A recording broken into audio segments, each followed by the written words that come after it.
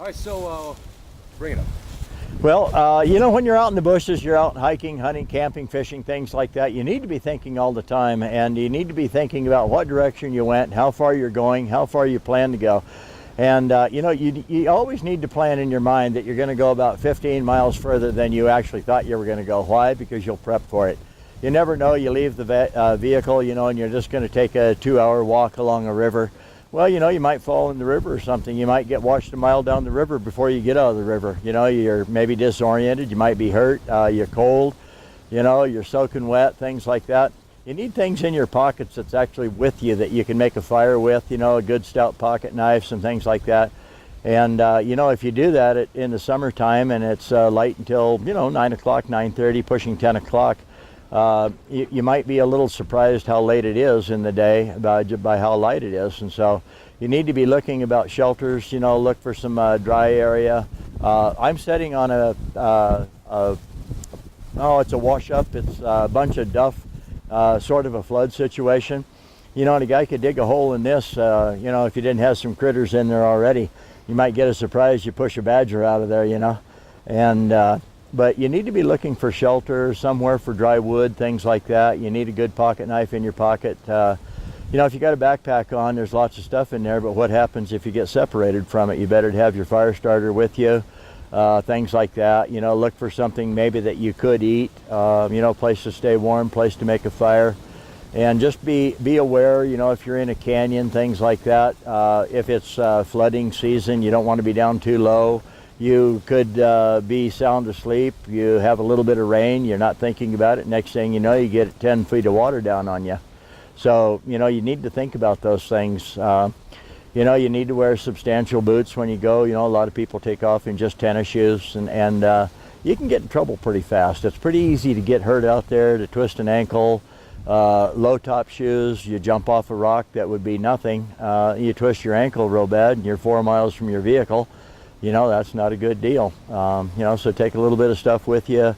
Be conscious of where you're going. Don't get into box canyons. You know, these days our weather is changing so much. We get hailstorms. You know, I'm from Wyoming, Cheyenne, and every year Cheyenne Frontier Days gets hailed out. You know, we get hailed and snowed on, and we'll get 2 or 3 inches of rain, and you know, and that's part of what makes Cheyenne Frontier Days. It gets quite miserable, actually.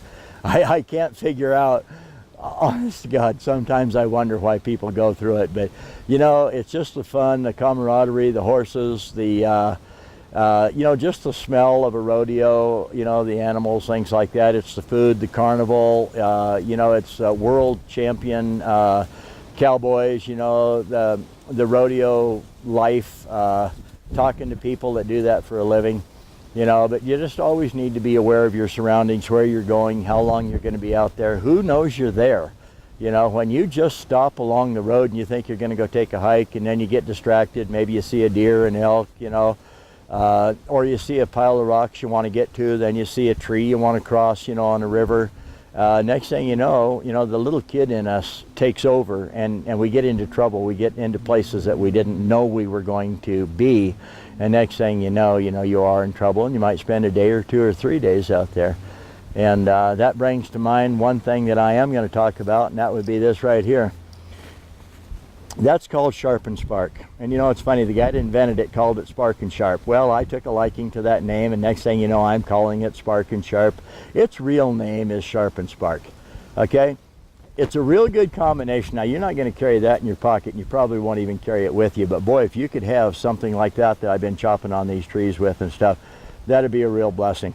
So anyway, if you take your Sharpen Spark, which has on the top, or whatever you want to call it, I guess it's top, you have a V-notch, and that's a tungsten carbide. I call it a no bottom, you know, no way out, so to speak. You stick your knife in there, it's captured. You got very sharp corners just like it has right here. All right, so when you stick your knife in there and you draw it through there, which would look just about like this right here, you take your knife and you put it in there. You'd never hold it in your hand like this, but just to look at it, it'd look like this. And then you draw, and you can probably see it chattering, and that's stuck. So you got to be really careful about how you bring a knife through that V-notch. All right, the other side, which is actually what I call the open face. So if you have something flat, you grind it 90 degrees, you have two corners, one on the top and one on the bottom. And that's what I call the open face.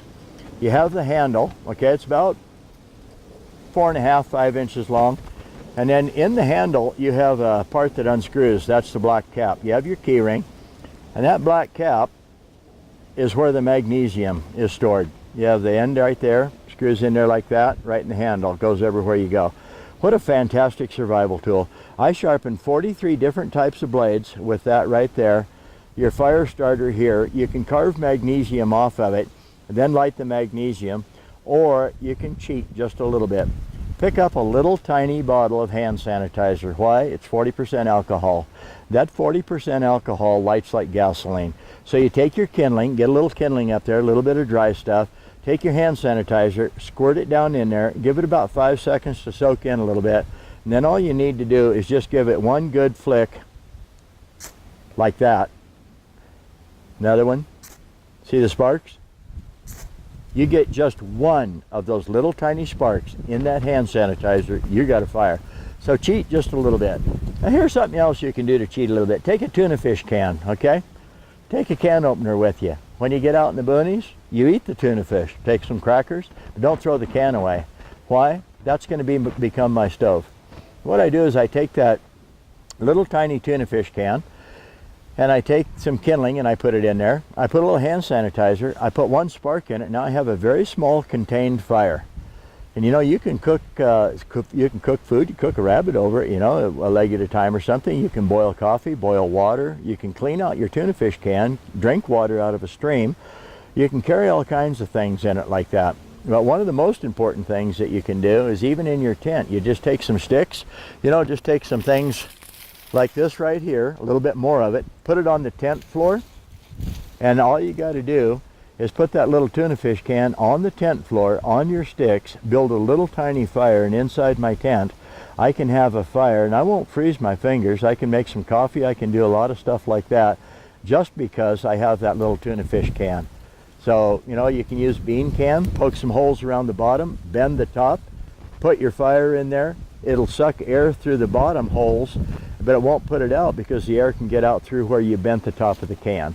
You know, and that's pretty ingenious. So there's a lot of stuff that you can take with you that'll help you survive if you prepare just a little bit before you leave your vehicle, house, whatever you're going to do.